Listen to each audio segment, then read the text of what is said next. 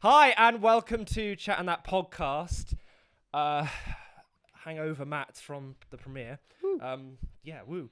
I'm here doing the FMP final film interviews, and the first one is with Connor and Tom. Woo! Thank you. Yeah. Thank you. I saw your handshake there. Thanks for coming. Thanks for coming on, guys. Thank you, mate. Thank you for inviting me.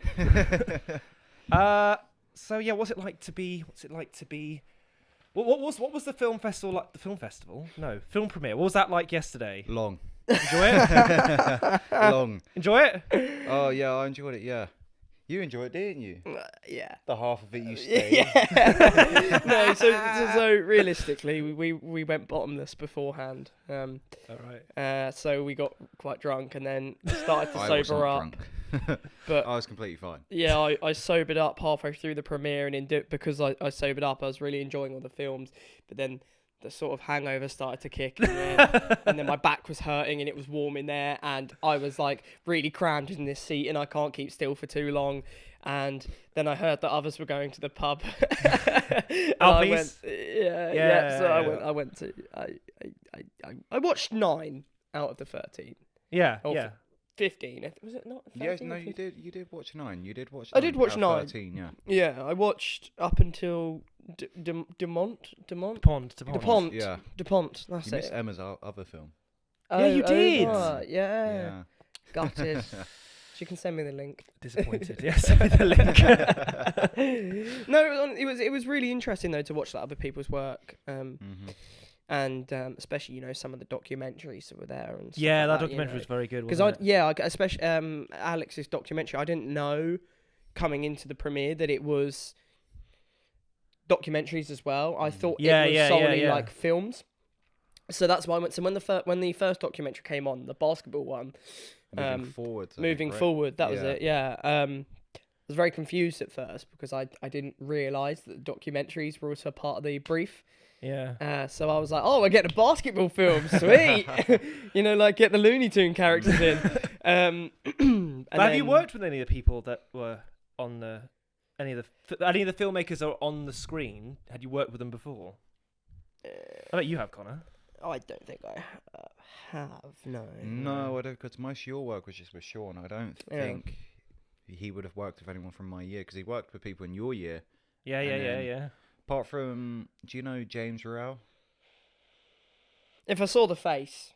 I feel like he might be the only one you would have recognised, I think. Because, the others, our year's very close-knit. Yeah. And so I don't think that people really spread out to other years very much, which is a shame. You guys are doing a better job. And the first years especially are doing a fucking amazing job of that. Sorry, I don't have better job. What? No. Every year's the same. In my opinion. I mean in terms of just collaboration and making sure that everyone is more close knit and trying to do better work. And, I mean, look, you look at little Rob. Shout out Rob Griffiths. Yeah, we love Rob. Little Rob, the guy in the fire, the flame suit. No, the one that intensely moaned. Yeah. He works on as much as he can. Moaned. Yeah. What was the woman, the murderer film? Julianne. Julianne. I was going to call her Transition, Jennifer. the wine glass transition. Oh yeah. Oh. Yeah. It went quiet, and then he just went, oh. It was a good laughed. transition. But you know what the most awkward thing about that was? Is I forget that everyone's invited to the film premiere, and obviously that happened, and everyone laughed, and then we went in the interval, and I walked out, and she was the first one. The actress was the first one I saw come out, and I was like, oh god, she's just heard everything. Yeah, it's quite weird when you bump into people. And go, oh wow, it's the person from the screen. It's you. Yeah. It's you. Yeah. I met very briefly. I met the guy from One Last Dance. Oh, Sam Hall. No. The mullet. No. Well, the actor. I can't remember the character's name. In the beanie. Oh, Albo. Albo, yeah, I met him. Yeah, lovely guy. Just congratulations, amazing actor. Well, I bet when you were both watching the films, you were looking at. I bet you were looking at the film style to it, and I bet you were looking at the acting bit to it. Yeah, but I was looking at the acting side of it because I think I always will do, and the thing about me is I'll never ever be happy with my work. Yeah. I think I've been born that way. I always look at it and go, I could have done it this way. I could do it better. Yeah, are you happy to watch yourself? Or is it like, Surprisingly. So I actually was a bit worried because I think back in the day, I used to be a bit like, and I used to cringe, but I think I've come to realise that, just enjoy what you've done. Yeah, he thought So- it was Yeah, a bit yeah, of a- yeah. He thought it was Yeah. going to be a bit of an Adam Driver moment where he was like, oh, after this, I'm never watching myself on the screen again. I'm Yeah. never doing it. But I don't know if I can watch my own films. Oh, I almost Yeah. died. How did you feel, Connor, when you watched? Oh my god, when I was watching, to put it into perspective, so I checked after on my watch, it like popped up after the film that for over 10 minutes your heart rate exceeded 120 beats per minute. Wow. And then I was like, wow, okay, I knew I was being fast, but not for that long. And then I checked and it spiked 176. Wow. I must have been on the verge of death at that point. I was like, you know, the Rumpelstiltskin in Shrek? Yes. Where he starts like clawing the Yeah. fire out of me. I think for me, like, I was more I was more nervous for the scene where I was half naked because No, I think I heard you like talk about like, oh, belly. I think the fact, I mean, the big belly from the amount of Good monsters that I sexy. was drinking on set because I was just so tired. On set. Yeah, we were drinking Monster. Oh, Monster. Oh, Monster. Oh, No, I thought Monster. you meant- No, not beer. when you say drinking on set, I was like, hang on a minute. No, it's the Monster. Explain to bottle. me. Behind the scenes, Connor, behind the Yeah. scenes. So Charon, Mm. let's talk about... Actually, no, let's not talk about Charon. Let's talk about... I asked this question to everyone. So you two obviously lived together. Mm. How did this relationship or friendship start? So where did you meet? West First Downs. year. Yeah. West Downs. Well- Oh, you lived in first year Yeah. together, really? Yeah. Well, you Oh. got to remember, I've told this story too many times. It was my personality trait before I got an IMDb.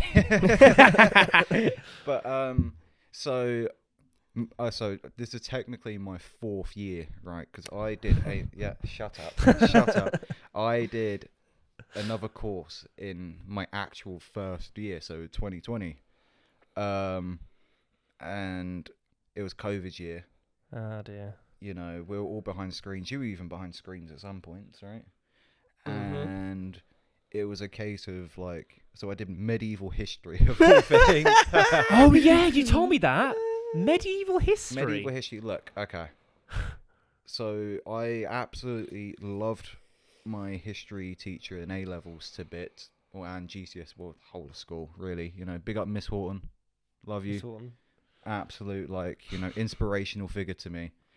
And so I was like, oh, I'm gonna, you know, I really want to do history, right? You know, Yeah. because history's a diverse like thing. You can, if you have a degree in that, you can go into like whatever, right? Yeah. And so that was my thinking going into it, as well as being like, well, I want to specialize in an area of history because I don't want to be like a jack of all trades, just being like, oh, I know bits about the Normans, about the Anglo-Saxons, about the Juniors, you know. And like, and it was a case of like, oh, well, Winchester is, you know, the old capital of medieval England, Alfred, Anglo-Saxons, all that kind of stuff. And so for me, it was like kind of a no-brainer. It was also far enough away from London where I was like, oh yeah, I can get back home in like an hour or two if I really wanted to. But I'm also far enough away where my family can't bother me. It's the best part. But what was the switch between realizing you didn't want to do history anymore and then started doing film? Well, the COVID year, I think, had a I massive... think the COVID year killed everyone's morale. Mm-hmm. Everyone's morale. I was close to dropping out. Really? Yeah. shit. It was like, you know, you couldn't leave the flat unless you went to campus. Mm-hmm. You were either behind a screen or, like, for me, when I was in person, we had like 2.5 feet squares that had been measured out in the studio, and we'd have to stay in that square, and then we'd have to wear like masks or visors or whatever. Yeah, I think it was Emma who showed me pictures from like 3 years ago, and it was Yeah. like, oh my god. Yeah, it was awful. It was awful. But yeah, we met in isolation in West Downs? Yeah. So because it was actually funny, we moved in on the same One day. of 5 people that I could know. Yeah, we moved in on the same day, didn't we? Because I moved in. Your mother was my mum and my leaving nan. as- Yeah. Yeah, so I moved in. My mum and my nan helped me move in. We moved all my stuff to my room, and then they left. And as they were leaving the door, you know, my mum, I'm 18 years old. My mum's, you know, I'm the baby of the family. So mum's like, you know, she's sobbing her heart out, bless her. You know, my nan's a Cockney woman, so she's all right. Shut up, you know. Come on, let's go. I've got to get home. Got to watch Emmerdale. The Rocky theme slowly coming closer. Yeah, and I was like, you literally, as like mum and nan left, Connor and his mum were walking in, and was it my nan? I don't think it was my nan. I can't remember that. I think it was my mum's friend Nick. I think it was. Yep, that was it. Bolger, Yeah. Then Oh, literally right. it was just like they literally just passed each other, and I was obviously waving goodbye at the door, and then Connor moved in, and then I ended up chatting to his mum because I tend to have a tendency to chat to people's mums before I actually chat to them. That's how I've made a lot of friends at uni. I end up bumping into their mum before It's I how it bump all into began. them. It's how it all began. I met these girls. I'll tell you random quick side point. We met these girls that lived above us in second year because we lived in the flats in Sparkford, and our housemate James was moving in. Yeah.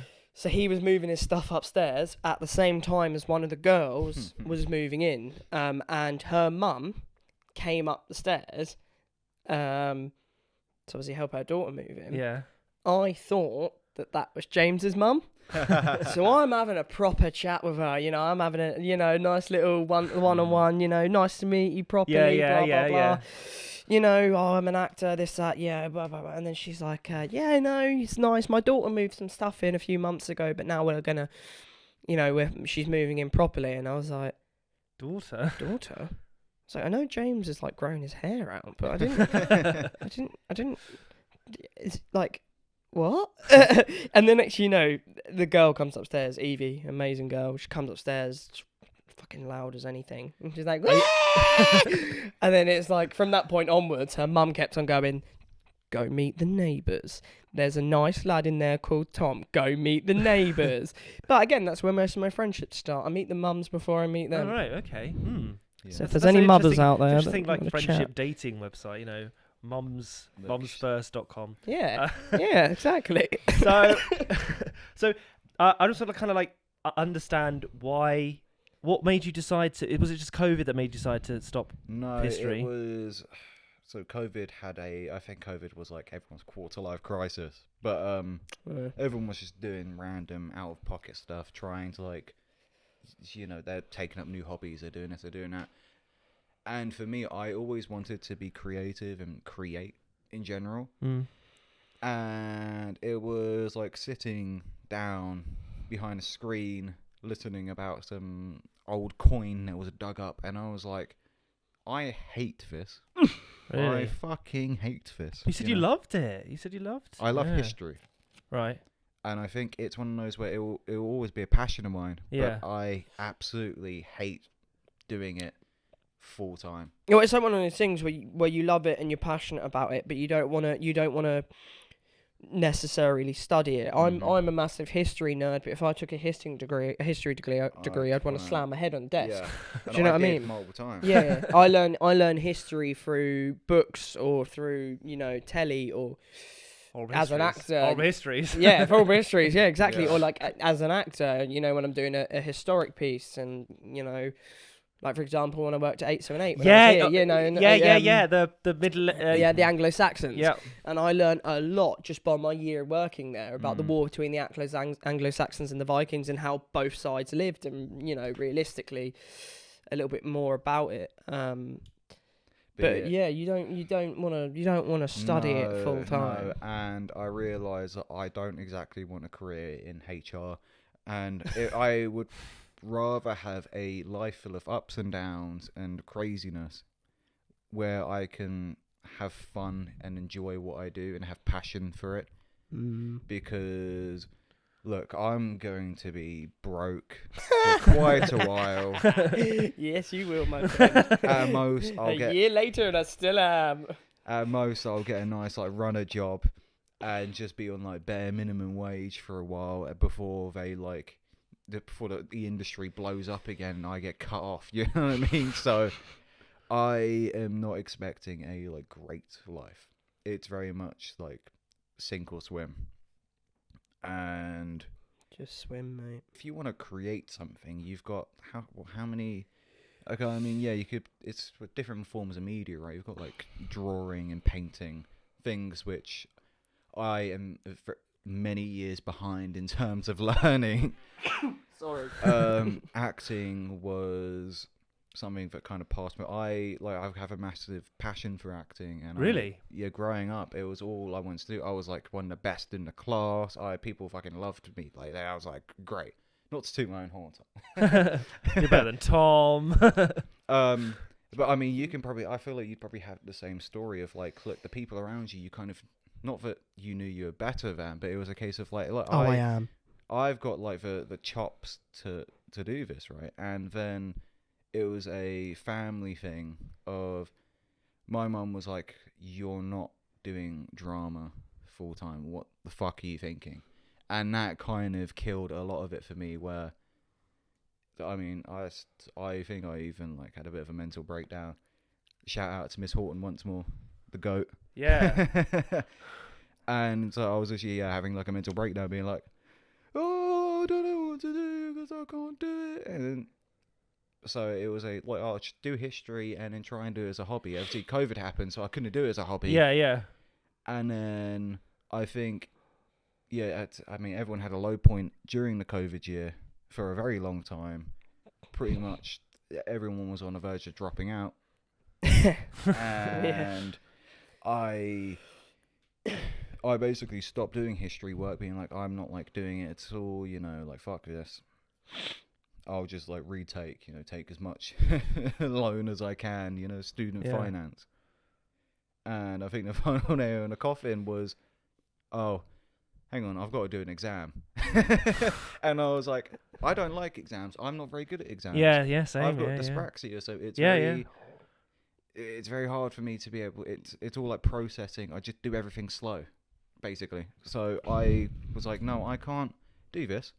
And so I couldn't do acting because, well, I missed out on an A-level experience, so I'm rusty and I mean, like, people, you kind of have to have like a natural talent for it, I believe.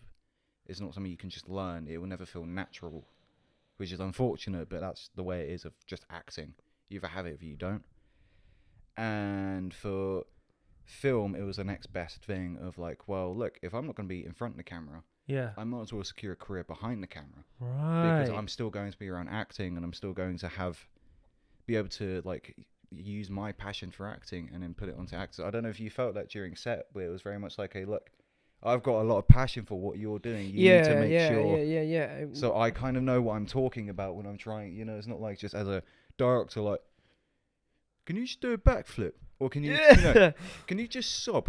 You know, like, it's a very much, I know limitations. It was very much, it was stuff like, you know, like what do you need in this moment to get to the point that you're going to get to? And it was conversations like that we had a lot, because it was, you know, like you say, it wasn't just, right, in this scene you're going to be screaming and shouting, you're going to talk about suicide. Can you cry for me? It was very much like, you know, a few days before, like, it was this final day, this final shoot day, it's going to be tough, it's going to be the deep scene, you know, where you're both going to be screaming and shouting, and there are going to be a lot of intense sort of topics in there, i.e. the suicide line, where he talks about jumping in front of a train. And it was always a case of, listen, the support is here, what do you want to do to get to that point? Also, unfortunately, we couldn't shoot it when we intended to because of the -6 degrees weather. We're gonna get onto that. Yeah. I've save that story. I've got Charon questions later. But it was also, I'll say this quickly as well, it was also things like, who do you want on set as well for those scenes? And we all said you, because you just What do you mean? So when Emma and I was originally supposed to be doing that final scene in the graveyard. Oh, the graveyard, yeah. But when we were doing it in Winchester with the cold weather, yeah, we were asked beforehand, we're not gonna have a full crew because of how intense it's going to be. And it was what crew members would you want on set? And we both, Emma and I both said you, because you are just the kind of guy that you just fucking. You get it done, and you do what needs to be done, and you'll make sure everyone is silent and whatever. But then you're also just a happy, smiley guy, So but around. I also think that's because you have a passion for acting as well. I did, and I still do. Yeah. A little bit, yeah. A little bit. A little well, you understand their positions and what they have to do, so it's the same sort of vibe where like you know what actors need to do to get into that space. I mean, I was one of those where I could kind of just slip into. I can relearn lines by like reading it. It was very much like I have to be doing it to be able to. I have to have like another person there, and so I could very much just slip into character, and it was quite easy for me. Whereas I know that Tom is very much like a method actor. Really has to get into it, I'm a Stanny guy. I'm a Stanny. Emma has to take time to really get into the character and really, And how to deal with their egos as well, yeah. Oh, to believe me, this guy. Give me a fucking coffee! Yes, he did do that. No, I'm joking. But that's right, Tom. The thing is, you're so bloody good at acting. Thank you. Why acting? Where did it start? How did it start? Why did it start? Well, answered in a documentary. Yeah, well, there's actually I will touch briefly on that as well, to be fair. So when I was little, I was incredibly shy. I was incredibly Really? I was the kind of kid where I hated everyone. Like not in a bad way. It wasn't like it was like a monster. Yeah, it was more just like I hated school. And I hated school, and therefore I just hated everyone there because I associated everyone with school. So I would just go in, and I was quiet, and I would just keep myself to myself. Wow. And I mean, this was like, I'm talking like year 2 or 3, right? So I'm a little boy. And the one thing about me was I always wanted to fit in, though, and I never felt like I did when I was a kid. And I think it's just a typical kid thing. Even though realistically you do. You're growing up and you don't feel right. And we did a school play in year 4, and my teacher turned around to me, and she turned around to the class and she said, "Here's what we're going to do. We've got 3 categories. We've got main role, like a supporting role, or like no role at all. So you'll still be on stage, but you'll come on and you'll say nothing, and you'll just be in the background, like as a tree or something." And then so she was like, "So we're gonna start with the no speaking roles and then go up from there to the main role." And she was like, "Okay, so put your hands up if you want a no speaking role." And I went to go put my hand up because again I was really, really shy. Yeah. No one else did. And so in my head I was like, crap, if I put my hand up now, I'm gonna be the only one that doesn't want that wants a non-speaking role, and then this is just really embarrassing for me because I just look like an idiot. So then it was like, okay, the next one, and it was like the supporting role, and I was like, all right, I put my hand up, and I ended up getting cast as the bad guy, the villain, and again, it was a year 4 play, so it was just absolutely bonkers. Did you have confidence to go on stage? If you were shy, did you have? Surprisingly, yes. Wait, you just had the confidence to do. And I think what it was for me was, alcohol. I started young. No, so for me, this is going to sound wild, but this has always really realistically been the reason why. We did this segment in the show where it was like a Benny Hill moment, you know. Oh yeah. You know, and I'm me and my tribe, because it was all about like Native American Indians and stuff like that, and me and my tribe are getting chased by the good guy. Oh yeah. And it turns into this like Benny Hill segment where we're all like running around the in the hall. Early, Tom. Yeah, I know. Thank you. Yeah, we were like running around the hall, like getting chased and everything like that. And yeah, and the audience were wetting themselves laughing, and then in my head I was like, okay, hold on, they're laughing. They're not laughing at me. They're laughing because I have provoked that emotion in them. Yeah. So then I was like, okay, I actually quite like this feeling, and I realised that I then had a little bit of power. For someone at a young age that felt so powerless, to then to be able to stand up on stage and be able to somewhat control people's emotions. again, this sounds really bad because it makes it sound like I'm a manipulative gaslighter. I'm not.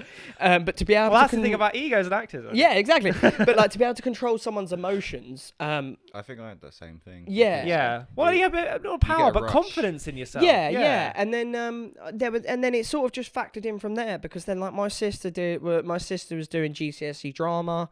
And her way of learning lines was by, learning the lines and then giving the script to someone else, and then they read the other part, and she was giving it to me. So then I was getting used to picking up lines and reading off the script, and then I was getting into movies and stuff like that, and I was introduced to the absolute god that is named Tom Hardy. Because I remember, I think this was like the pivotal moment for me, where I remember being like, I watched This Means War, an amazing film. What a film. Is that very early Tom Hardy? Yeah. Tom Hardy, Chris Pine. Yeah, Chris Pine. Chris Pine. And they're fighting. They're fighting over this one girl, but then not too long. Special agents. Yeah, and then not too long after, I watched Batman: The Dark Knight Rises. Oh yeah. And I was like, I was watching the whole film, and I was young, so I had no access to the internet or anything like that. And then I discovered, I think it was like I was watching the entire film, and I was like, oh, that Bane, whoever plays Bane is cool. Yeah. And then the credits came up, and it was like Tom Hardy, and I was like, no way, that is the same guy. Yeah, in the other film, plays some, cool. You didn't recognize him. No, I didn't recognize him. It's yeah. plays some sweet little lover boy, English boy, compared to, absolute maniac beast, terrorist. And I was like, so he's just he can do that. Yeah. Which means I can do that. Yeah. I can be anything. Do you know what I mean? I can be anything as long as I put the work into it. And I think that was the pivotal moment where I was like, this is what I wanted to do. And then just to sort of finalize things that I know we'll touch on a bit later on as well. So you want to copy his career and do CBB's bedtime stories? Yeah, exactly. Now, right? Do you know what I mean? Yeah. How many times we do his voice? Shalom. Why does he do those? See, he does a lot of them. I think it's just something that he ended up doing, and then they realised people just liked it because it's very croaky, Yeah. Fucking Thomas, man. But you were in that documentary. You were very good at. There's a film I really want to see called Legend. Yeah. You were very good at doing. I came here for a fucking shootout. Yeah. For a fucking By the way, that shootout. documentary is very, very amazing, and Thank our you. tutor showed it to us, and I did cry because it's very, very Julio. good. It was very, very good. And then we'll get on to Valagetta, which that I worked on, and then it was like, oh, it's the guy Everyone was in the pub with it, and everyone was Yeah. like, you're the guy. You're the fucking guy. Yeah. And I was like, yeah. That made me cry. Yeah, exactly. But I think that's, briefly on that documentary as well, like that was, I think I touched on it. I don't know if it was in the final edit, but Is it going to be released, for people to... I mean, it's on YouTube. I can always send you the link. Well, if people want to watch it, they can watch it and look at themselves. It's it basically, obviously, for those that don't know, but obviously you guys do, I lost my oldest brother to a brain tumour back in 2018. And I think one of the last conversations I had with him before he went into hospital, where he didn't come out, one of the last conversations I had with him was about me in the industry. Oh. And he was just being a big brother, and it's a typical, okay, what are you going to do? If it doesn't work out, what are you going to do? This, that, we had this long chat. And the last thing I said to him, because I knew he wasn't going to live long. And the last thing I said to him is, whether you're on this earth or not, I'm going to make you proud. And I think from that moment onwards, I realised, it's no point giving up. There's no giving up, and I'm a big fighter, and I don't quit, and that's basically my goal is to make him proud. So that's again why I do what I do. Yeah, I think you have, Tom, because you're a very hard worker and very talented. Thank you. Extremely. I've still got a lot to go. I've still got a lot to come. Yeah. Yeah, Well, no, you're it's IMDb very, now. but it's very, very powerful. It's very, very good, and it's brilliant. Thank you, Absolutely thank you. brilliant. So is that so? But the next question is: was that the first project you did together? Yeah. Or was there? Right. Or was that the start of? We did that really. No offense. We did that really awful one in the kitchen where I was cutting fucking carrots for 7 years. Yes, yeah. Oh no! Before that, we did the camera thing we had to do where it was after my birthday and we're hanging out of our asses. If you remember, it was Nathan, me, and then a guy called Ben Phillips who was there. But I think he left by the time you came back. Where we were just walking around the kitchen with this camera, all these bottles everywhere, as we're pretending to like be the morning after a party. You must have been hanging. I don't remember that. Yeah, no, because I think you were under the blanket in the in our like shitty spare room / living room. And then you like came out and were like rubbing your hands as like, oh my god! Yeah! Yeah! As I had to keep running to the toilet every 2 minutes because I was hanging out of my arm. It was right, hang on, guys. Yes! Oh my goodness! Yeah. Was that very early first year then? Yeah. For Connor, yeah. For me, it was early second year. Wow. Yeah. Oh my god! I forgot that was the thing. And it was the first time you met Nathan as well, wasn't it? Yeah, that was a throwback. I don't even fucking remember that. And then after that, it was Mother. Yeah, which again was not good. Sorry. Mother. Who was that? Who was that with? Was that with anyone else? That Marnie and Tom. Yeah, it was just Marnie and Tom, and then I. It was. I don't know if you met her, Tracy. No, you wouldn't have. That was really bad. I'll have to send you the picture so you can like upload it. Not the pictures. I want to see the film. No. No, you don't want to see the film. You don't want to see the film.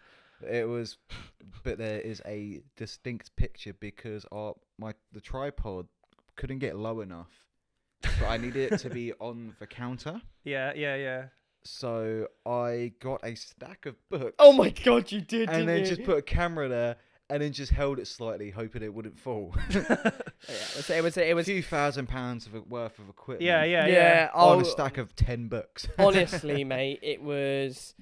No offense. I'm sorry, but it was shocking. It was. Did you even watch it? No. No, I mean, look. The Tom was like, I was there, but I had my eyes closed. I was cutting carrots for about 2 hours. No. Look, it was. I bet you used the carrots afterwards. Like in some I just ate them. Because it was from this book. You probably know more about the book, but it was designed for actors to make up, like for improv and stuff like that. It's not for Love and Information. Yeah. So it's not to. There's not enough information to make a scene. Yeah. Basically, there's no characters. There's no in the book. There's no characters. It's just line after line. So you as the actor, you've got the leeway to, play around with those lines. So when we worked on it, it was like, for example, I had a line and then the one underneath realistically could have been someone else. But to, switch up the vibe a little bit, I made it mine. So, you connect them together. So there's no characters. You just play around with it and you make what you want with it, realistically. And so Mother was about a guy, so he's just moving in somewhere, I think, and then his older sister turns out to be his mum. It's so shit. It's really bad. And it was like, I'm fucking cutting carrots, wasn't it? And it was like, I'm actually your mum, and I have to go. I think actually, hang on a minute. I think you say it was a play, right? Yeah, it's not a play. It can be a play. Well, I think I was on a set called Mother as well, because I was working. Vass. Last year we just worked on a thing called Mother as well. That was based on 2 sisters, and one turns out that it's the mother. So it was. That's got to be. That's it. No, but we remade it. It wasn't with you though. No. But it was a remake. There's another one. Yeah. There's a film called Mother with Jennifer Lawrence. Is that the same or not? I hope not. I hope not. Bless I hope not. So that film. And then you did the documentary. Documentary. And then what was the one after that? Then it was just It was Charon, wasn't And it? it was good old Charon. Because then She after was, the documentary, I went into my my Busy. third year, which Yeah. for any early actors listening now, good luck on your third year. And For any early filmmakers, especially Winchester Uni, if Rob Ferren says after you complete second year, you've basically got your degree, he's lying. Right. Okay. Let's talk about that. The projects that you've done at Winchester, like films and plays and stuff.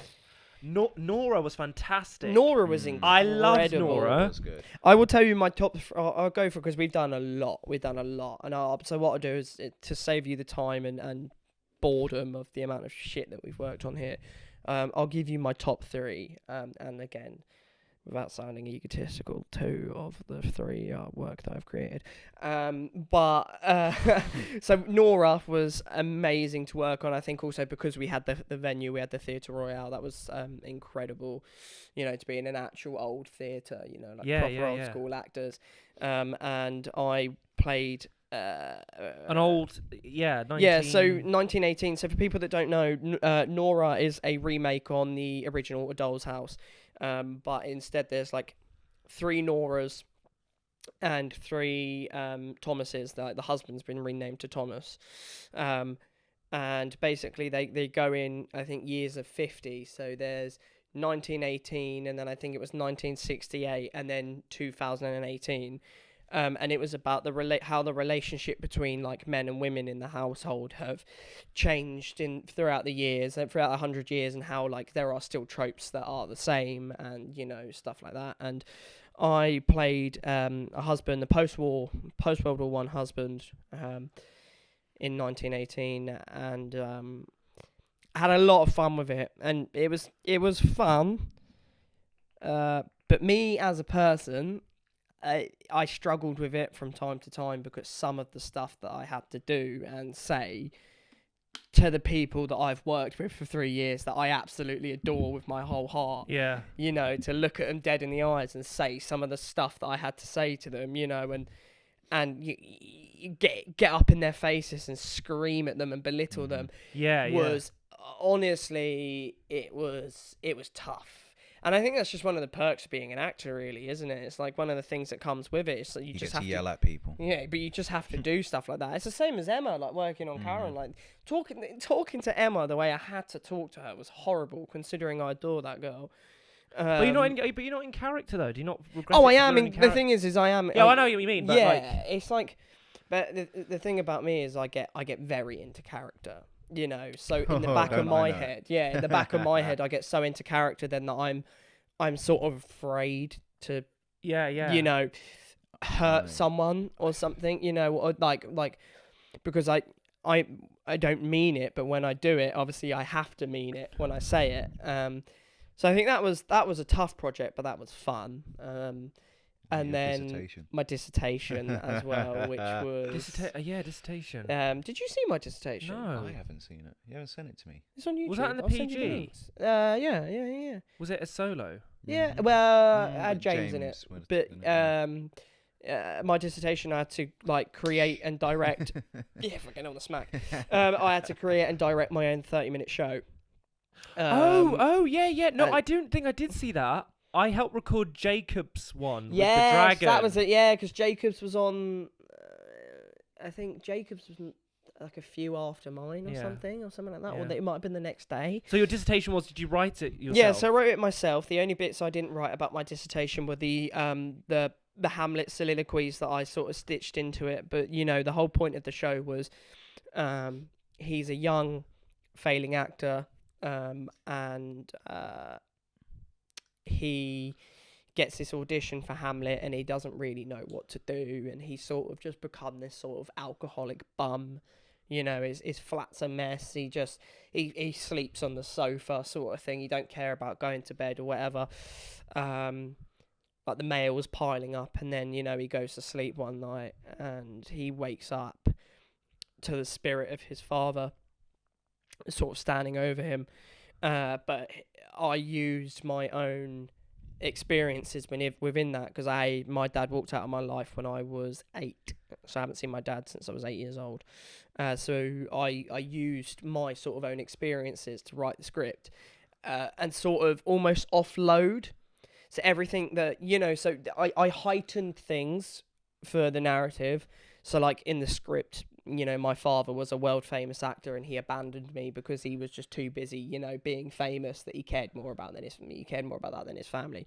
When in reality, my dad just was a bit of a dick and just walked away. But as sort of my way of offloading everything that I've always wanted to offload to the man, but can't because I don't know where he is. Yeah. And so the story sort of follows the father, like trying to, like the first half of the show is the father just being a dick, and then the son is like offloading to him about everything that hurt and why, what the ripple effect of him leaving, which again was more from my heart.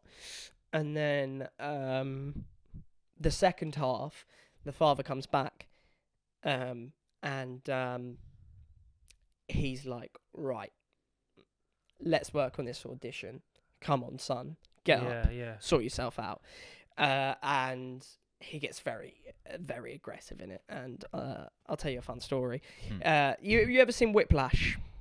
Yes. The "Are you rushing or are you dragging" scene. Oh yeah. And he's like, "Are you rushing or are you dragging? Or Yeah, are you gonna be on my fucking time?" Yeah.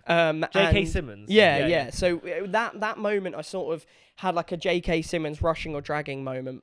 But instead, he's like, my dad's like, stop, do it again, and he starts off gently, and then the more I fuck up, the more aggressive he gets.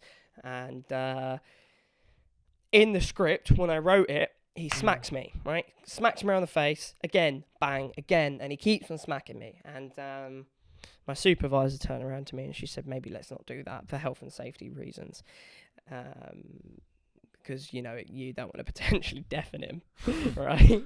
So, so we do this stage slap where I'm one side of the stage and James is the complete polar opposite, and all he does is this. And I go, bang, what? And I'm confused by it because we're playing off the fact that my father is this spirit, or like he's not, he's not real.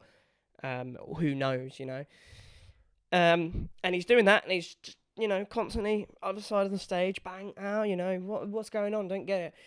And then suddenly I know the final slap is coming up in the script, and I see James just slowly walking towards me. And James is a big man. He's a big, beefy man. Big man. And he's got big hands. No, yeah, he's a unit. Like, I think like 110 kg. He's built like a fucking muscle. XL bully. Like he's but he walks over and he's like, he does nothing but strength training. Like and he walks over to me and he's like, okay, bang.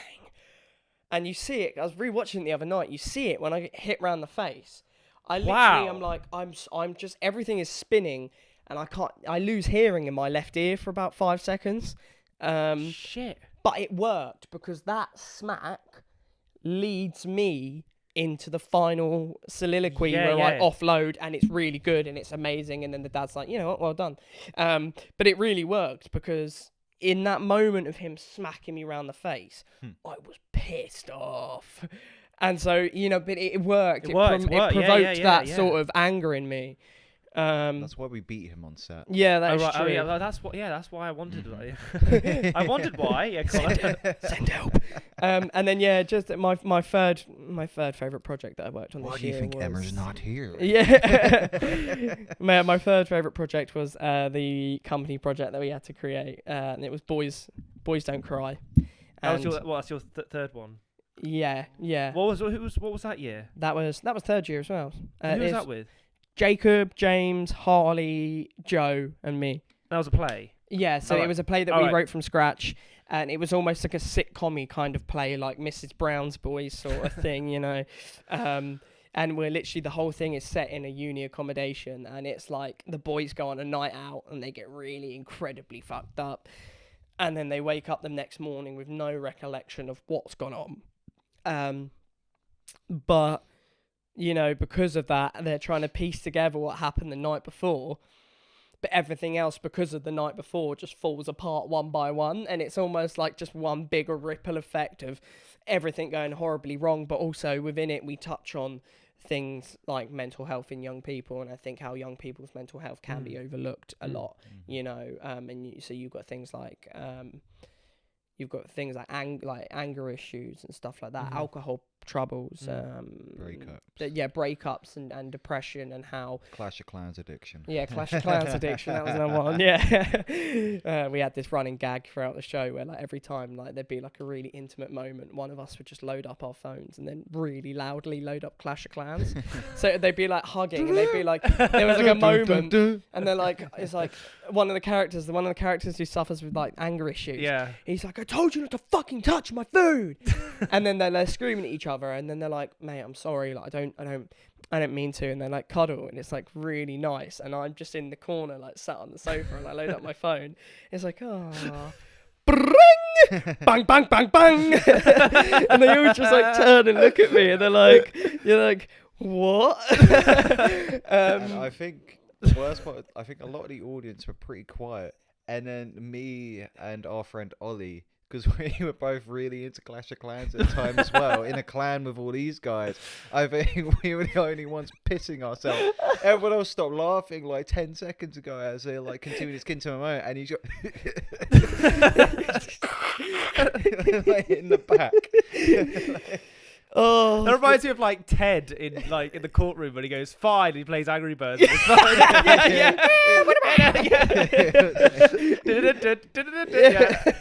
I think we were giggling for like a solid minute, and I think people were like looking at it. It's like, I love you, man. I have two quick questions for Tom. What's it like as an actor? What's it like to audition for stuff? Because I did acting, and that's what I want to do as a dream. I wanted to do acting for ages, and then I kind of changed into film, and I still want to pursue it. I haven't done it in ages. I want to still, but I've only done one audition, and I absolutely hate it. And also self-tapes as well. What? Self-tapes are the worst. I hate them. Which one's worse, audition or self-tapes? Self-tapes. All right. I hate them. Because Claire's fine. Basically, auditioning. It's a weird process. Because, you know, it's funny, I was actually talking to someone about this morning. You realistically, when you walk into an audition film, you want to be an audition room, you want to be made to feel welcome. Yeah. You know, I've had many good auditions where, you know, I felt welcome and I felt happy, but I've had my fair share where I felt incredibly uncomfortable. And I don't get uncomfortable auditions and nervous and all that. Really? Don't get me wrong, I get adrenaline. Yeah. But I don't get nervous because in my head I know what I can do. But when I've walked into an audition room and they go like, why do you want to be an actor? And I'm like, well, because it's what I do. You know, it's not much about it. And it was just that they were like, fish swims because that's just yeah. You know? And it was like, they were like, and it was almost like they were like, it was like I wasn't interesting enough for them. And I was like, but realistically, I don't need, you know, I don't necessarily have. I could sit here and tell you about my dead brother, but I'm not going There's to when I'm about. Yeah, there's a documentary about that. Check it out on YouTube now. No, but I'm not realistically. I'm not realistically going to go into that when I'm about to do a Shakespeare monologue from Puck from A Midsummer's Night's Dream. Do you know what I mean? So I've had my fair share of auditions where they don't make you feel welcome there. Puck, but it's got a ketamine addiction. Yeah, exactly. But next, I want to just list quickly before we go to Charon and how that is.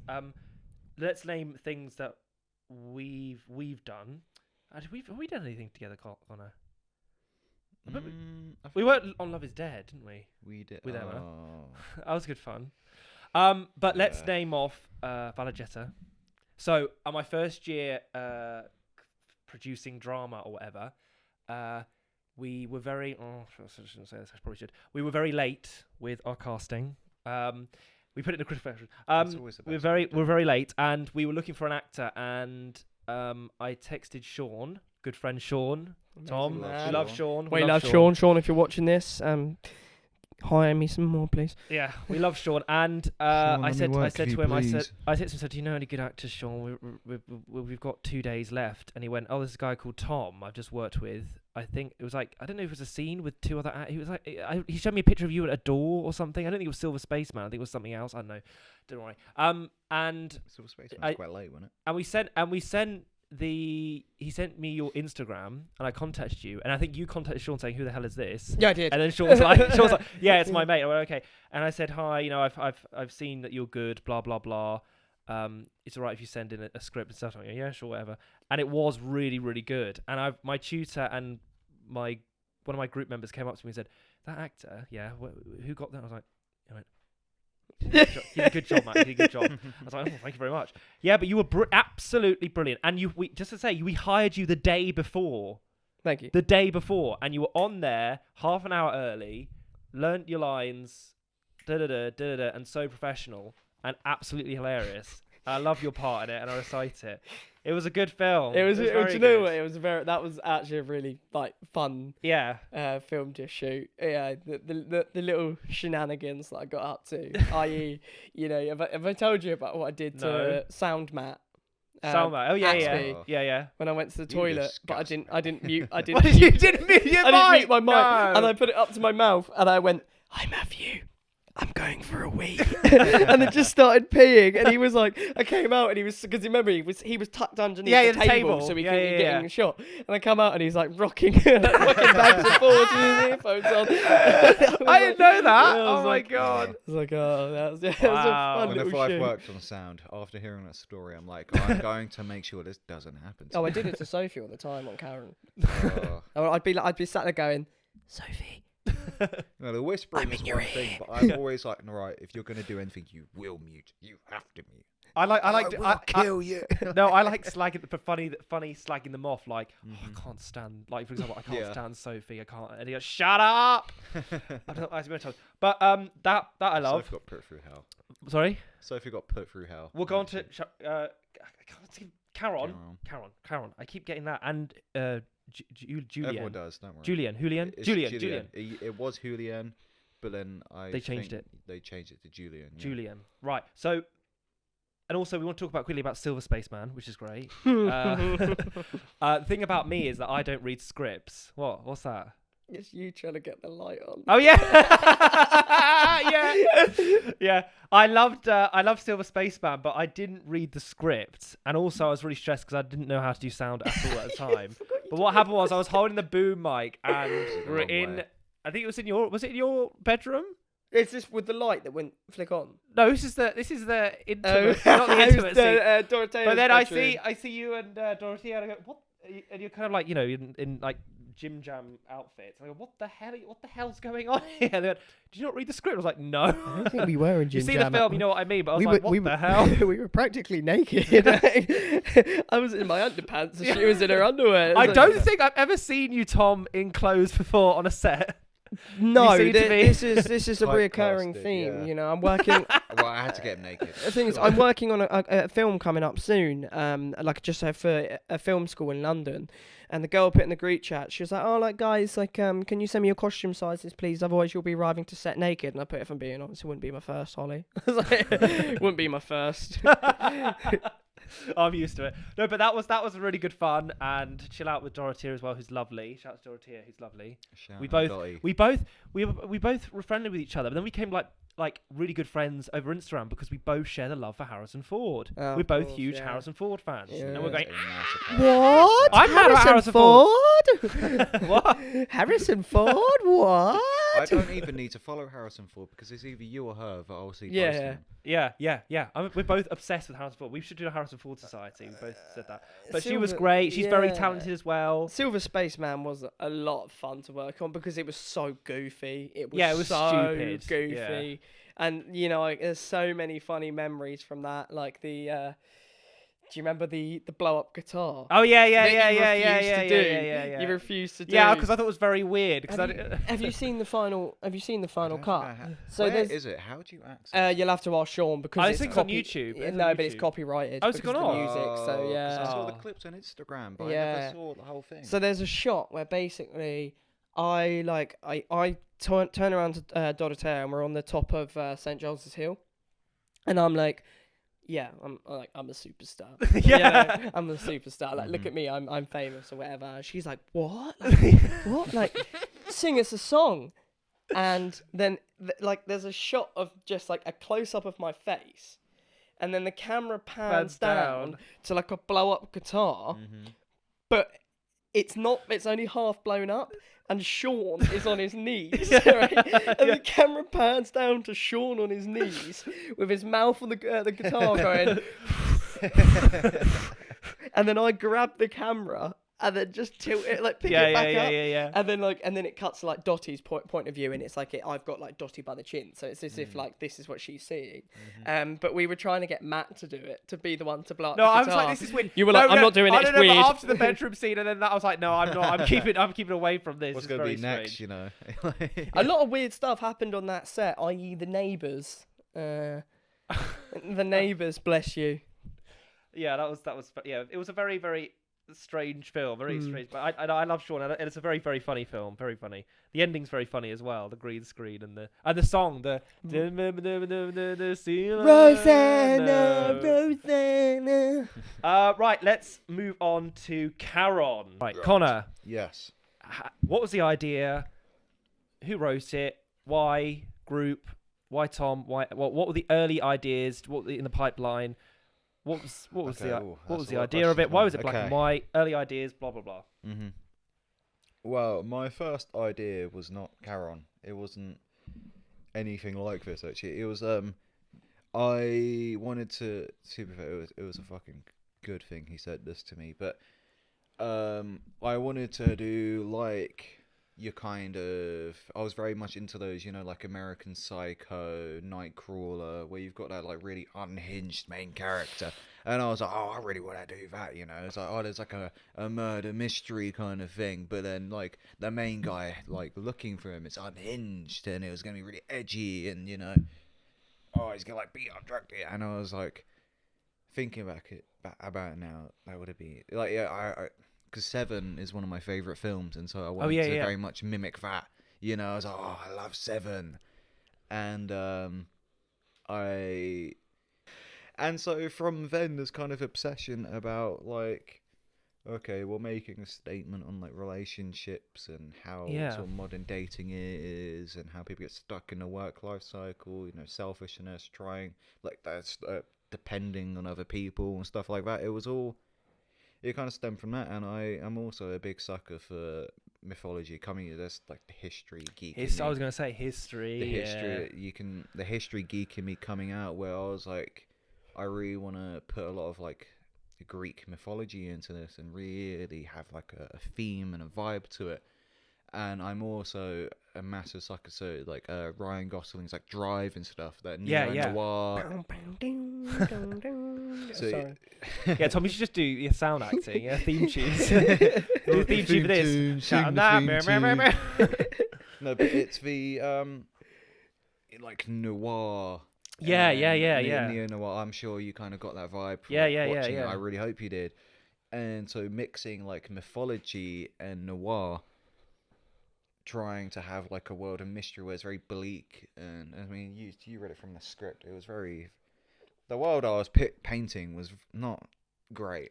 It was very run down. Very There was decrepit. the song. That was the Seven influence of like the song that you told me about very, very early on that matched the vibe. It was called like something about like who's missing. Where's Jessica Hyde Part 1? That's it. From the show Utopia. I can actually quickly put it up now. I don't know how it's gonna pull up, but essentially, like, it was a very eerie vibe that I was going for. Yeah. You know, you've got the bell ringer. Yeah. You know, and I mean, like, she's like there ringing the bell, signaling the end time, because that's, you know, you told the bell 13 times. Like, currently in the film, it rings 15 times, but we're gonna like, so I'm gonna get cut out 2 of those rings. But yeah, no, it's very much like it's the idea is just like, yeah, it was very simple. Just like, all right, you know, you want me to be simple, Julio? Couple breakup in the back of a cab. How many films have you seen like that? right? But I love how it's set in the cab Mm-hmm. and like a few other scenes, and that's it. It's not like it's Because I'm a big naturalism fan, and then mixing the absurd in with naturalism, and so when you have this like massive, like when you're stuck in a cab with them, it's very cramped. You know, it's very awkward. Yeah. Intimate. Yeah. Cold. And cold. And it's a bit. cold. And also, when I saw it, it was a bit like a play. It was, and you could probably do it on stage. That was also my kind of idea going into it. Was like, well, it's like a stage, you know, like it's because especially if you're harkening back to older like 60s, 50s films, black and white noirs, they are just set in studios and like very stage-like, and I really wanted to reminisce on that. Yeah. And so a lot of this influence going into it was like style. I mean, I think I achieved it. To be honest, I went. You weren't there, but coming out of the premiere, the most consistent feedback I got from it was that I had the strongest style. You know, not to toot my own horn. Yeah. I had the strongest style out of the film shown. Where it's the most different, the most like it was the clearest style there. Yeah. And as well as a few people said I had the best writing and by far the best dialogue, as well as the best performances. Yeah. So as a director, I was like, well, I've done my job. Oh, really? Well, can I say? Gone out of my way, you know. Buy me a drink first, Colin. Well, when I heard when I heard you got Tom and Emma, I was like, oh, for God's sake, you've already got a hit on your hands. Lucy was like, oh, you've already, it doesn't matter what it is, you've already got a hit on your hands. And I wanted to work on it badly because I was like, oh, I know Tom, I know Emma both really well. I want to see. I really as well. I was like, I want to work on it, and I loved working on it. And yeah, your acting was really, really good. But the next question is, what was it like directing Tom and Emma? Did you have Tom and Emma in mind? And what was it like working together in those scenes as well? Was there a tricky scene? I know you hacked in the back garden. I've got great pictures of you reading the scene over and over again. I remember when you ran over, we were just screaming at each other, and you're like, "Hi."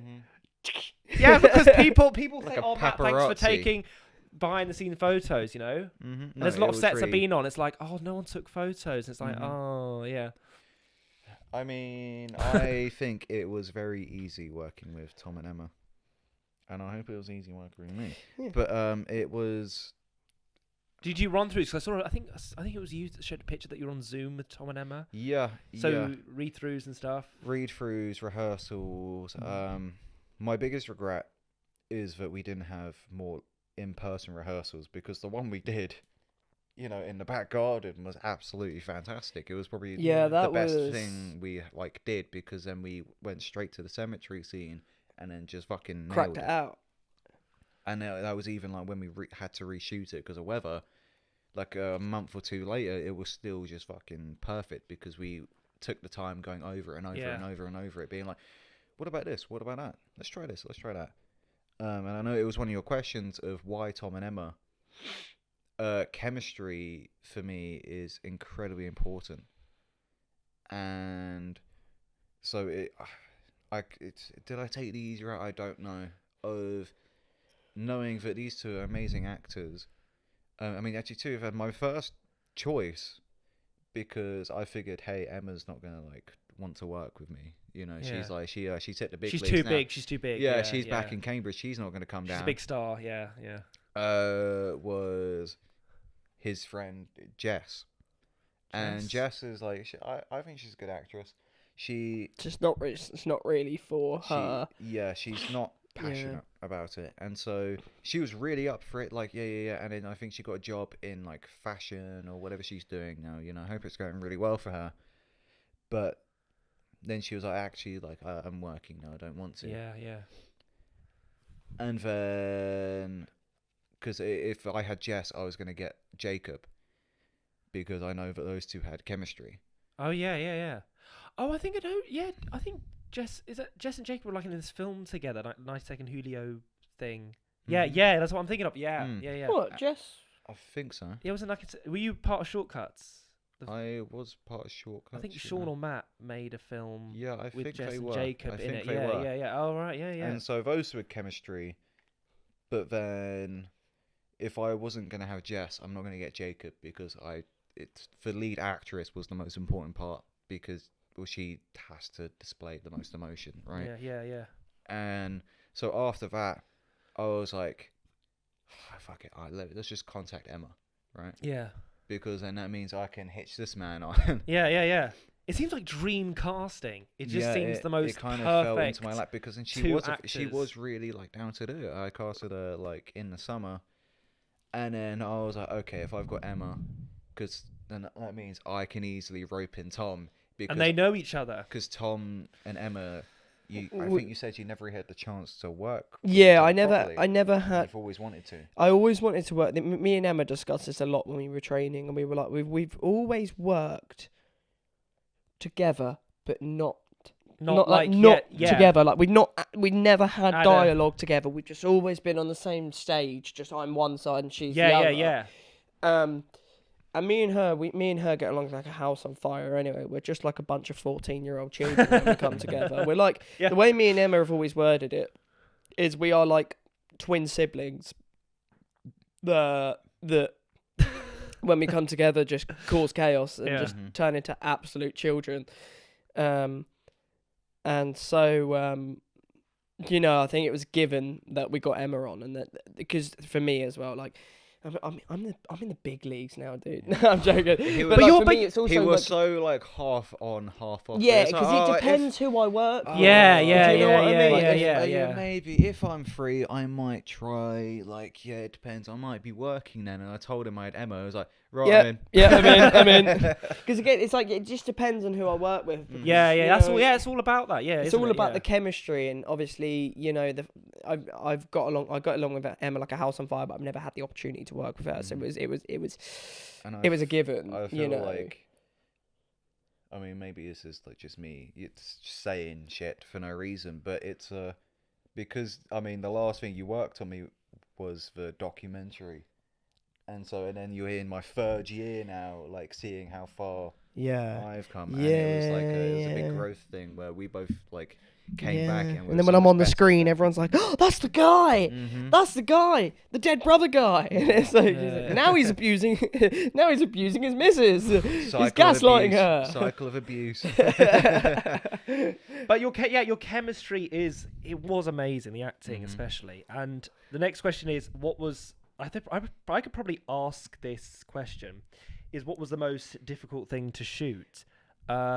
It was freezing cold. Yeah, just absolutely bloody freezing cold. And I've never seen Emma so blue.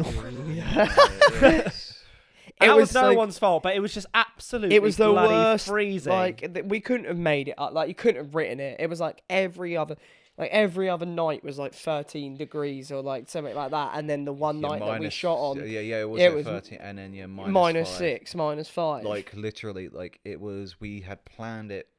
I think like 2 months ahead of like, okay, we're shooting now. Yeah. It's going to be cold, but not -6 cold. It'll be like, it might be like 3-4 degrees. It'd be really fucking cold, but it won't be in the minuses. And then it was like the big freeze just happened. And so then that whole week was pure just like fingertips like falling off. As I said to you last night, Matt, I think I said it to you during the premiere. I said it was like the case of we'd be on set and be like, like you just do you even love me? Right, cut. Okay. Next coat, third coat, fourth coat, fifth coat, sixth blanket. We're like, by the end of it, Emma's like, that's a great picture of Emma. Yeah. She's like in a cocoon, and she's she's about to turn into a butterfly. It's like a Russian doll with Emma. She sat there just like. But we have to say that Emma is actually a star, and what she in that dress and an absolute striving person. That so dress she was the bane of my existence. I was very happy because it was a really good decision that you reshot. Okay, so for context, on the day on the last Friday of our shoot, it got it was much colder than any other Other day. day. Yep. Yeah. Because I think we were working between 1 degree and -2 for us, Yeah. and then that day I think reached about -8, -9. But it was also the fact that all the other days we were in the car where we would You're shut in the a door, car we and could you're get in a into the house. house quickly. But this Yeah, was just in the yeah, middle of in a the middle of graveyard. Yeah, we went to like a cemetery, and it there was nothing around. You had to like walk for about 5 minutes. Yeah, just to be able to get inside. Reception, yeah. And so because of that, and we kept having so many technical issues. All of our batteries kept dying. Yeah, they just within died. Yeah, I know. 2 Yeah, that's what seconds. happens. Yeah, the batteries get cold and they die. We're literally just down to a light wand. Everyone was freezing, and I went down. I looked at Emma, and I thought, and it was like, are you okay? So yeah, we can continue. And I was like, No. okay, like no, I'm just calling. Yeah, this. yeah, and it's the bet, and it's it should be very. And that was really tough for me in the moment. I know I made the right call, but then it's the feeling of like that's so much wasted budget. Yeah. Everyone's wasted their night. But I these think guys are fucking freezing, and I was think, like sobbing. Just by everyone else left, I was just sobbing. I know. Yeah, I can understand that. Yeah, because yeah. it was it was so emotionally devastating for like what was meant to be like we Almost weren't finished. none of us were happy with that day anyway. I think the thing is that you definitely made the right call, because I think even if you didn't, even if you didn't call it off, I think that it would have gotten to a point where, especially like Ben, the producer, I think he would have been too paranoid because so we went out for drinks just after. We went back to the hotel. I got changed, got loads of stuff, and then Ben was at Tom's, who lives in Eastleigh. So Ben then came and picked me up from the hotel. Then we went back to Winchester and went out. Yeah. But as Ben picked me up from the hotel, because Emma didn't come out with us, Emma was just like, I'm just gonna call, I'm gonna warm up, and then I'm just gonna go to bed. Ill. Yeah. She got ill. Ben and I were driving away from the hotel, and as we were driving away from the hotel, an ambulance was driving the other way with the blue lights on. And instantly, Ben and I looked at each other, picked up the phone and called Emma and was like, are you okay? Are you okay? Are you fine? She was like, yeah, I'm fine. I'm just chilling. All right. And it was like, but you know what I mean? Like, it was like, because of how bad it got and because of the conditions that we were in, you made the right call by calling it off. Because look at how bad Ben and I got just by seeing an ambulance going in that direction. Could you imagine if we were out there any longer? Yeah. So it was, as tough as it was better than, powering through it. And then it was. Yeah, that was an awful shoot. But the thing positive is that what was the most fun to shoot? What bit was most fun? I see the bedroom scene was quite fun. That was in the warmth. Yeah, bedroom scene was quite fun. I think only thing the reshoot was pretty good. I think my favourite was the reshoot down in St Albans. The vibes were a lot better. Because the vibes were a lot better. I liked the bedroom scene because it was the warmth, but I think it was because it was a small bedroom and there was a lot of crew in there. Yeah. Sometimes it was very awkward to manoeuvre things. And I think everyone was treading on each other's toes a little bit. Yeah. People were getting frustrated. Yeah, people were getting frustrated. Whereas I think when we were doing the reshoots, Emma and I had a little bit more time to really dive into that scene and, and work on it and then meet up and work on it again and then actually go and shoot it. And I think it was really, it was enjoyable because we filmed by a church as well. So, again, so did you have access to the church? Yeah, so that Nice. night it fucking Big ironically up Mrs. Paris. it got cold again that night. No. Yeah. But luckily, because we were right on the church ground, it was like Yeah. every time that we cut and we knew that we were going to be moving around, Emma and I could just go stand inside for 5 minutes. Yeah, I mean, don't get me wrong, it wasn't -6 cold; it was still cold though. Yeah. But that was I think that was my favourite bit to shoot because we weren't in a car or we weren't in a crammed bedroom. We had the pathway and we had blocking and that was the nitty gritty bit of the getting in each other's faces, especially it was our last shoot as well, being like, okay, we saved this bit for the end. Actually technically it was Emma's last shoot. My last shoot was outside the restaurant. You My did last shoot the was just me restaurant. standing on the phone. Yeah. But that scene is so good. I wasn't there for the graveyard scene, but that was really, I was, again, you're just so good. But we got to also talk about the people who worked on it as well. I think Sophie did a great job. Tom did a great job. Ben did a great job. Lauren did a great job. I love Tom's Zoe. cat, by the way. The white Oh, cat. That Tom's was cat, yeah. I sure. love Tom's cat very Yeah. much. His dog. Van's cat. Yeah, I forgot Yeah. about his dog. And all the other crew as well. And it So was I think Zoe, Zoe did a good John, Ben, Ben James. Vass, Chibu, Didn't James help us at the graveyard? Yeah, we had James Rao, Riley. and Riley. was Toby there on the reshoot? Toby was on there, and then Ed as well. Ed, right, yeah. But yeah, Mhm. it's great, yeah, great. Charlie great Gibson, of people. course. Ben's friends were there, Mhm, makeup. Jay, yeah, Yeah. Chili, Melissa. Yeah. Sam for letting us film Sam. outside the restaurant. Charlotte as well. So, next three kind of ish questions is: Are you? It says, are you sick of seeing your films and acting? Are you sick of it? Like when you're seeing a film, are you sick of it? I mean, In any films? I mean, look, definitely before the premiere, I was like hating the film. I was not enjoying it. I was like, oh, people are gonna laugh, they're gonna hate it, they're gonna Yeah. this. So I realized I'm very much a perfectionist. I guess it's because I overachieve to what people think I should, and it's been Right. consistent my whole life. You know, being for like a single mother, council estate, dyspraxia. You know, people have always looked down upon me. Especially, I was a bit more of a quiet kid in school as well, so people always looked down upon me, and it was like you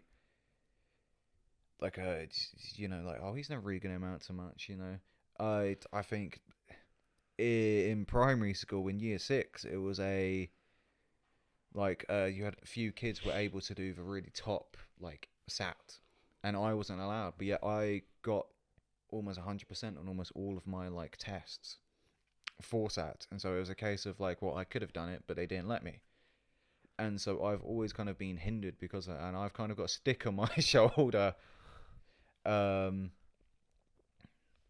it is very. No, it's not stick on my shoulder. Stick on my no chip on my shoulder.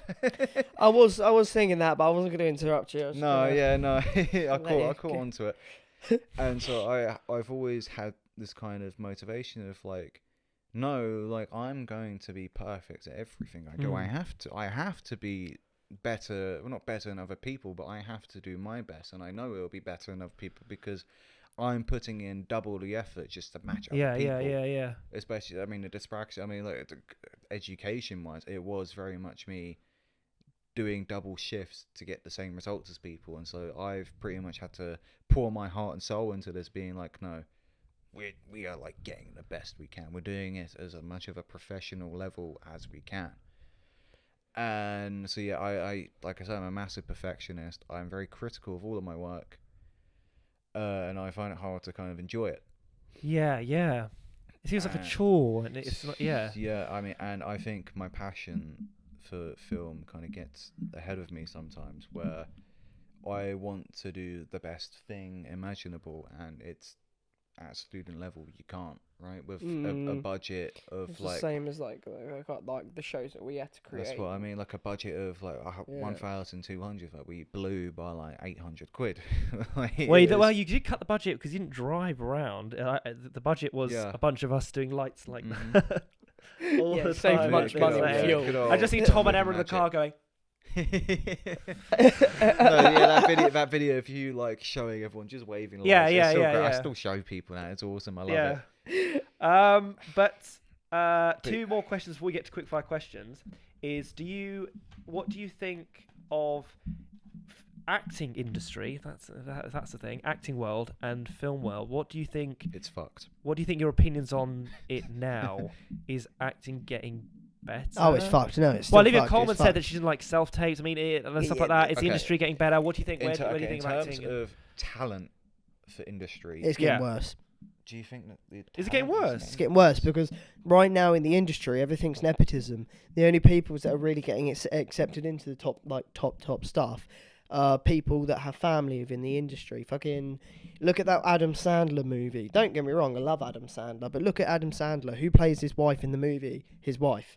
in real life. Adam Sandler Who plays his films. kids in the movie? His kids in real life. Right, yeah. Do you know what I mean? He And just it's- makes films for his family and friends. Just Yeah, have but fun, it's right? like that a lot now. Like someone, I think Arnold Schwartz. Schwarzenegger. Yeah, he His son's an actor. Yeah, his son. Do you find that annoying when famous Yes. actors Yes. get Really Oh, fucking nepotism annoying. is- Really fucking annoying because Yeah. they're Yeah. shit. I hate nepo and babies. because they have a name associated Yes. with it. Right. Like not even just at the moment, not even just nepotism as such.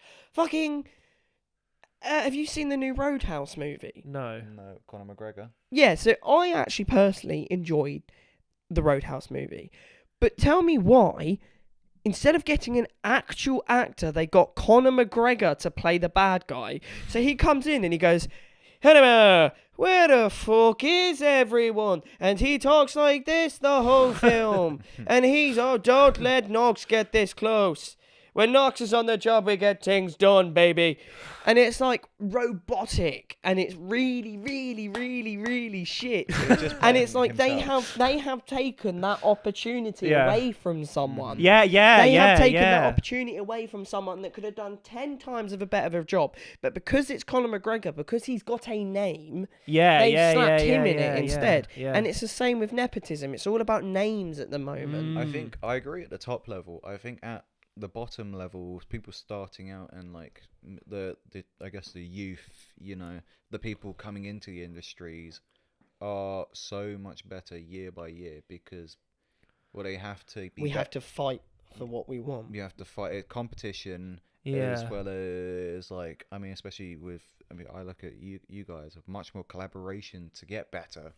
Yeah. And you see what the years before you have done and you strive to be better than that. And so I think year by year, hopefully you'll start seeing an improvement in talent and people, or hopefully, who are like getting into those mid-levels. And I think the floor is being raised massively. I mean, like, you look at sports, right? Yeah. I mean, I'm going to use basketball for an example, right? Like, there was a big movement recently where people say that they're done with the 90s because they say, oh, how good Michael Jordan was. And you look at, like, the standard players he was against. And then you look at today where everyone can do what the best players back then could do, and the floor has been raised massively. When it comes to the top level of industry, it is that even getting into it, because it's such a connection-based industry, it's not what you know or how good you are, it's who you know. So that's why that networking is always so important. Yeah. And that's also, I've had to get on LinkedIn. I hate LinkedIn. I hate LinkedIn. It's all about making connections, stuff like that. Why is my talent not good enough? Yeah. You know, why is my work not good enough? Why do I have to go suck off some guy in a suit with my personality, not with my mouth? I'll do tongue. I Or think tongue. More than tongue. Appropriate behaviour, guys. But no, Sorry. sorry. But a specific example I want to bring up is Sofia Coppola. She's a good filmmaker, don't get me wrong. Right. Why is she directing films at such a young age? Because it's because of who her dad is, Francis Right, Ford yeah, Coppola. you're right, yeah. I would never get that chance. Yeah.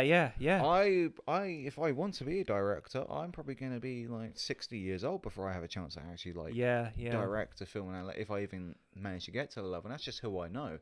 Yeah. And that's even if I have a budget for a good film, or my producers let me have creative freedom. It's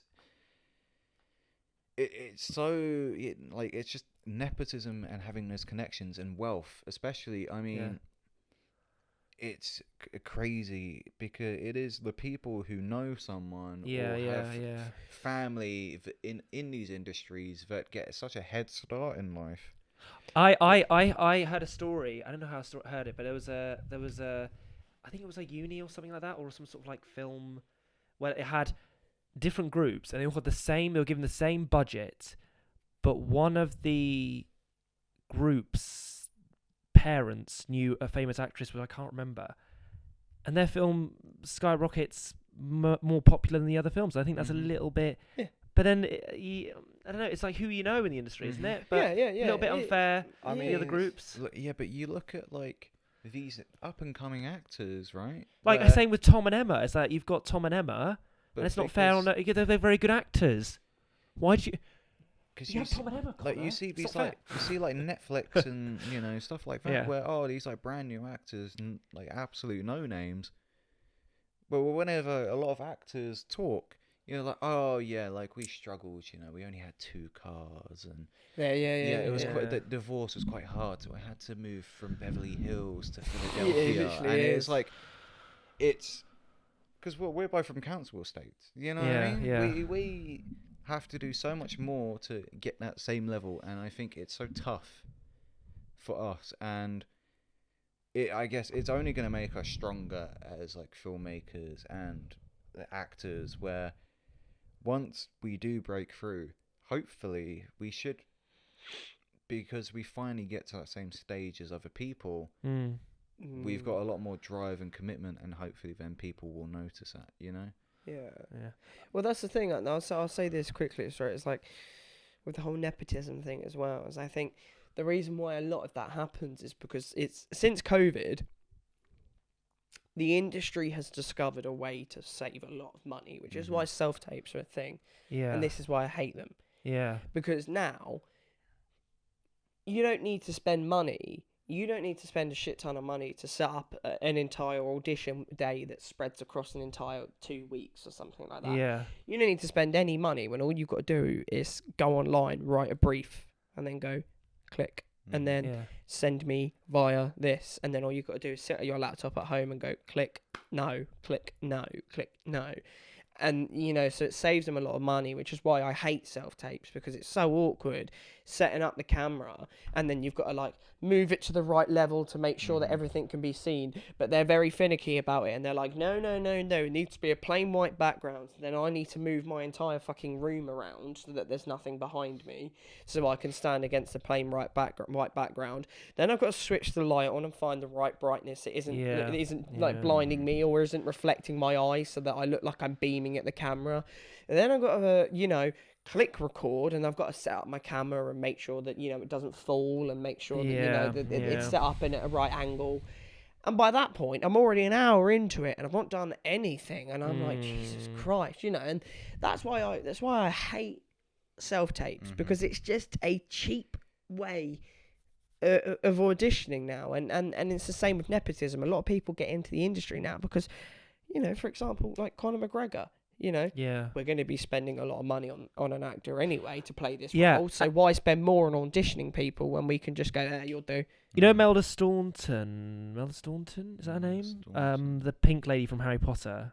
She said something. The actress. She said something about like how a lot of actors who are wealthy who are unknowns seem to get better parts as well, because they get to better acting schools in Oxford and stuff like that. It's a bit unfair. Like training and I never picked up a camera until university. I couldn't afford one. Fair, But quickly, next, I don't know if you've answered this kind of question, but I asked everyone this question. I don't know if you want to use that, what you just said, as that question, but I asked everyone, is there a big, serious issue that you think needs to be known in the world better, that needs to be solved? Is there a serious issue? It could be anything. Is there a serious issue that you think needs to be solved or known more? I'll bring it back to the industry. I think it's probably better for me just to... Because as much as it would be like easy for me to say, like, free Palestine, all this, all that. Just I think the big issue with, I guess, the world relative to our industry is that it is a pissing competition in terms of wealth. Yeah. And a lot of studios now are finding that out, especially Disney. I mean, there are no jobs in the industry. There are no jobs. After COVID, it exploded in growth because all these halted productions are suddenly all going again. So there were so many jobs. Now that bubble has kind of like, formed, they're trying to shrink it back down again because things aren't making money anymore. And because they're not making money, there are no jobs. Because people don't go to the cinema anymore. There are no... Everything's on Netflix or Disney Plus or Amazon Prime. Freelancers can't get jobs anymore. They can't get gigs. And so when, I'm about to graduate and he's been a year out of uni, it's a case of like, how long do we have to wait before we get our chance? I mean, I'm on Apple. I'm filming for Apple TV next Wednesday, so maybe this Are might you? be it. That might. Yeah. Did I say what it is? No. I don't know Does anything it about. know what it is? I don't know anything about it. Did I not tell you last night? I think you. I might. To be fair, I was quite drunk, so I might have gone. Careful. It's Star Wars. Tom, no! NDA! I'm playing the young Harrison Chewbacca. But serious issue. What do you say, Tom? Serious issue? Anything that people need to be aware of? Do you want me to keep waffling until you come up with an answer? I don't really know. I can't think of the one of one off the top of my head, and I think it's a similar thing of like there are too many. Yeah. Like, you know. The world is on fire currently. Let's be honest. Yeah. Yeah. And yeah, I think everything is going to kind of be. It's going to get worse before it gets better, for sure. It's probably just going to keep getting worse. Who knows? Yeah. You know, good old. Just the fucking price inflation of everything, if I'm being honest as Yeah, well. shrinkflation. But I think Actually, I'll tell you what. There's an issue that I need to rise here. It's come to my head, and this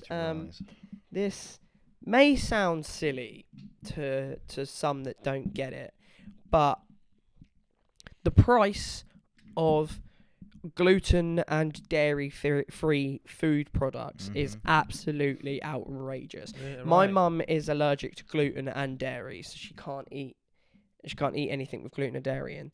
So when my mum goes to the shop and she wants to buy, I don't know, like a little bit of chocolate like this. That's how big it is, a little bit like that. Yeah. And it's like £3.50. And I'm like, I think that's my biggest issue right now anyway, just because it's more of a personal issue when it comes to family. But the price that people have to pay for being allergic to something that they can't control. Yeah. You know. Yeah. You have to suffer. baby milk and baby formulas. Yeah. And then even when this is like an age old a thing, but tampons and stuff like that. Things that are essential. Yeah, tampon tax. Yeah. And then even like birth control and stuff like that. Like these are like essential. Because I know my mum, she takes birth control so that she doesn't have to go on her period because it's painful. Yeah. And so if you're having to pay that every single month, it's It's the same as and American healthcare and healthcare here. And Anyway, we go on forever, but shall we move on to quick fire questions? Yeah. I've got 15 questions, and then we can end Yep. this. You can all go. What do you and think's eat. the biggest issue of the world? Oh, I'm going to do a whole episode on it. You get your Fanta out, Tom. But we're here to represent Charon and the film of Yes. many first FMP interviews, I hope. I want to get Tom, Ben, and Sophie on, hopefully, if they're not busy. But yeah, this is many of FMP interviews I want to do to represent. But the film's great, and you should be very proud of it. Thank you. I'm listening. Yeah, make sure you got that in camera. It sounds like Yeah. Now, what's your favourite film of the premiere, Matt? Favorite film? I'll cut it out. Cut. Right, quick fire questions. Right, favorite film of last year. Oh, easy. Across the Spider-Verse. Right. What about you, That's a Connor? strong choice. I can't even think of last year. I'm just going to say Across the Spider-Verse. I'm going to cop out. Favorite film of all time. Your favorite film? Good Will Hunting.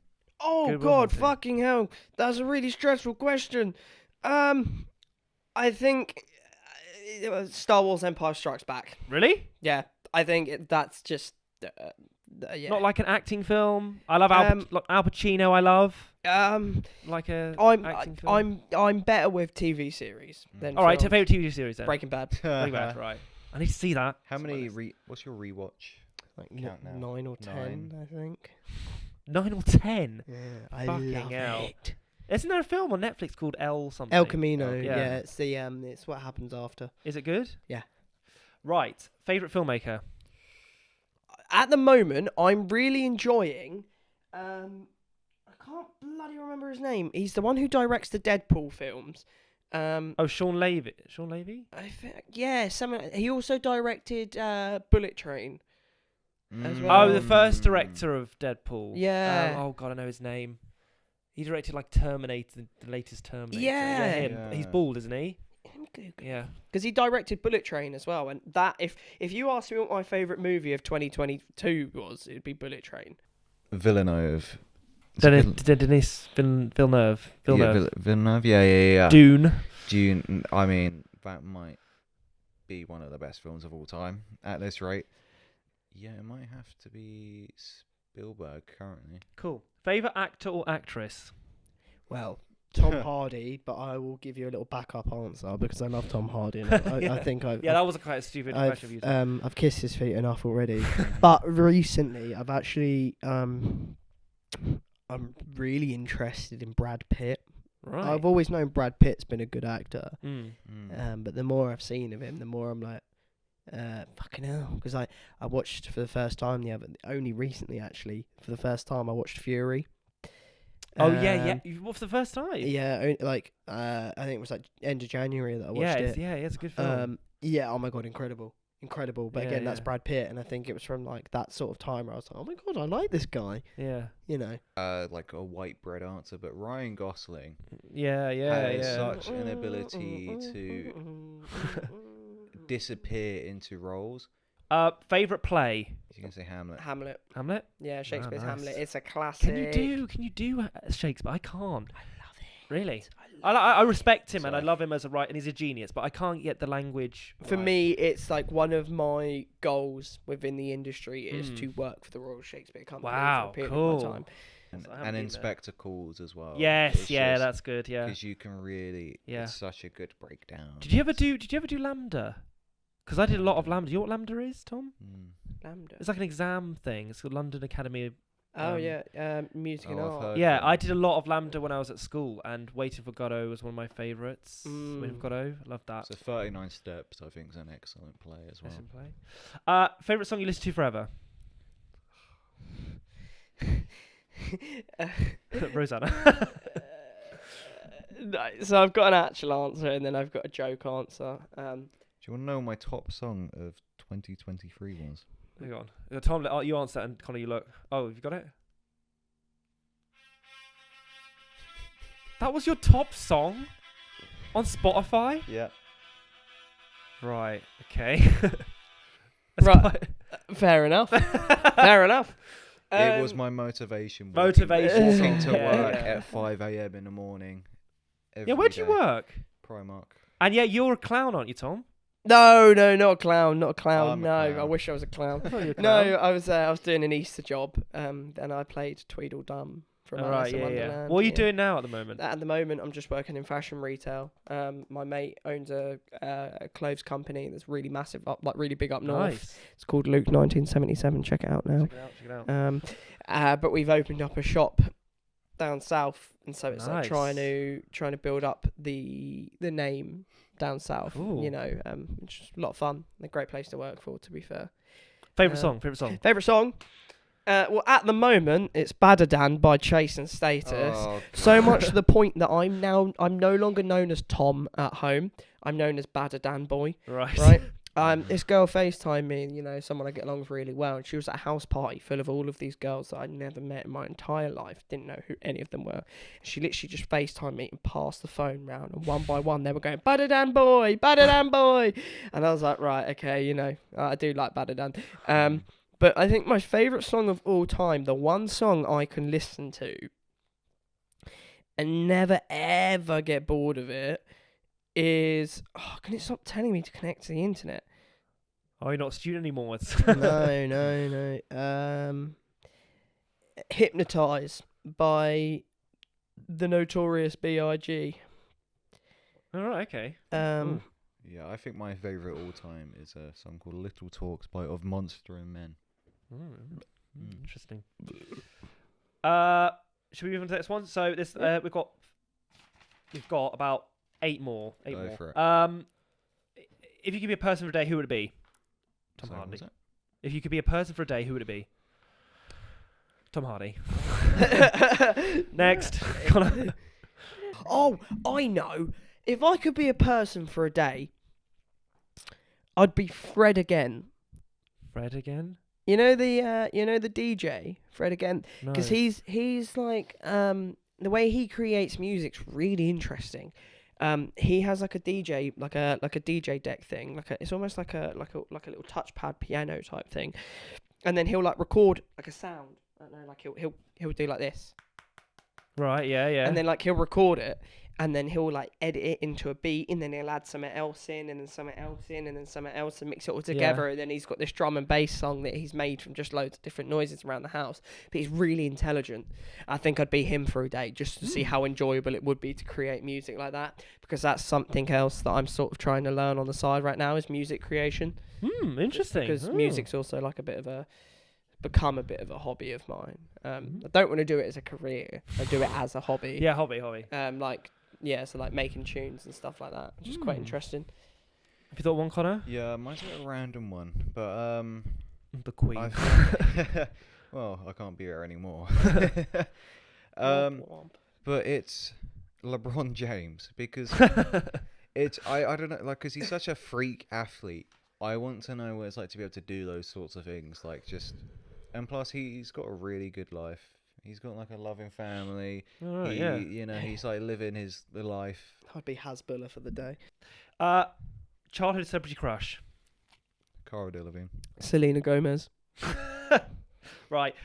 Secret talent or unknown fact people don't know about you. Do you play like a... I have crippling IBS. No, I guess my party trick is you sound like Tom Hardy. yeah, fucking yeah. Do you play any sport? Do you play an instrument? I play Rainbow Six Siege. No, I'd say also fashion as well, because working in fashion retail, part of my job, it's not like when people come in, I'm just like, hi, let me know if you need any help. It's like when people come in, I welcome them in, and I'm like, right, let's put some outfits together. Come on, let's do this, let's do that. I'm going to match these shorts with this t-shirt. I want you to go on and try it on. What do you think? Let me know, sort of thing.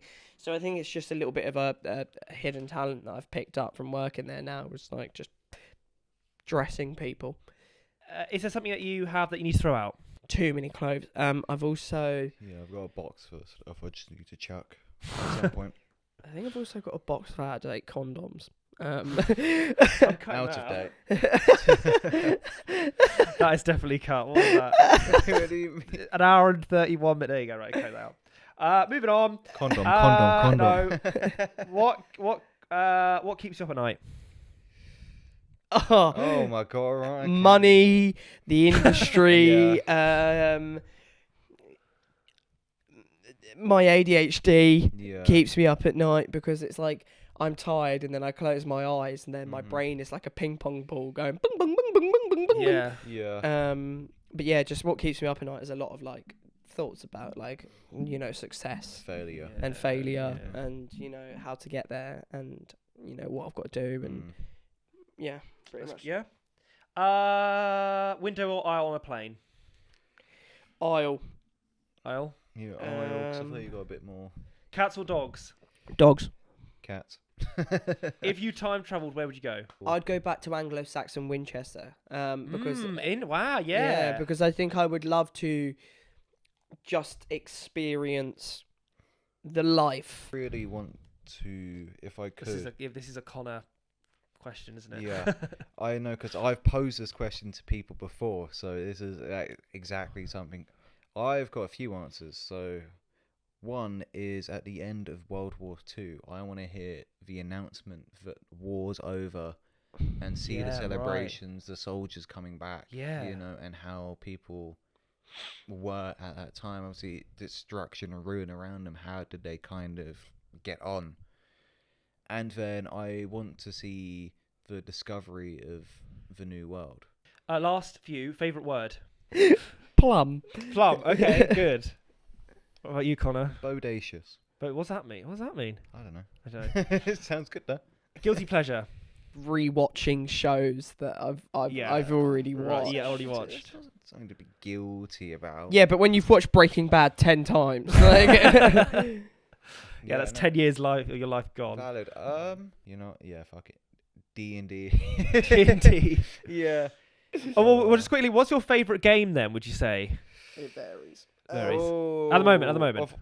Of all time, I would say Left 4 Dead. I grew up with that game.